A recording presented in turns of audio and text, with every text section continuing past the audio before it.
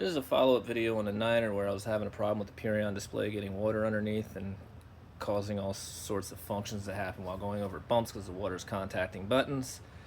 After going to multiple bike shops and all of them telling me a similar story about a pairing process and that this is no longer available and I was going to need an intermediate controller in between here and about $2,000 worth of work, which didn't seem quite right. I decided to try to do it myself. Well, initially I tried to get Niner to warranty it, but they weren't going to do it. So then I was going to see what a bike shop would charge. And when it came around $2,000 more or less, pretty much all of them gave me the same quote. I decided to attempt to do it myself, and as you can see here, it's done. I can turn it on to show you that it works.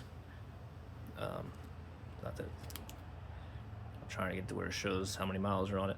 So that's actually important, the 596. And the reason why I say that's important is the old odometer said what that said right there, and when I plugged this one in, it immediately said what the old odometer said. So that immediately told me no programming needed, and I wasn't sure if the project was worth it. So the first thing I did was remove the plastic panel here and unclip the one wire that goes to the display, which when you're looking underneath, you're going to see a big one. It's going to be this one right next to it. I've got this plugged in here so y'all can see. This is the old bike computer, and literally it's just plug and play. All the information is stored inside the motor. And yeah, I have a spare motor. I'm going to try to get that program for this bike. Since warranties are a joke and I need to make sure I have parts, I don't know how I'm going to figure that out, since it seems all the bike shops are pretty shady, considering they all lied to me and told me I need $2,000 worth of work, when in reality I probably needed $400 or $500 worth of work. And why do I say it's $400 or $500 worth of work?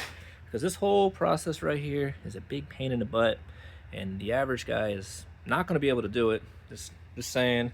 They could have told me that right there. They wouldn't have had to tell me all those lies, and that would have been enough to sell most people. They really didn't need to lie about the programming stuff. They really didn't need to, because this is definitely a specialized trade. I don't understand why people gotta lie when there's plenty of truth that's enough to sell the job. So sorry, but I'm gotta shame those. I'm not gonna name the businesses, but I'm here in Hope Sound, and I can tell you the ones here within 15 miles of me, all of them, which there's 3 separate shops that were for Bosch, Cannondale and Niner, they all said the same thing. And shame on you guys for lying to me.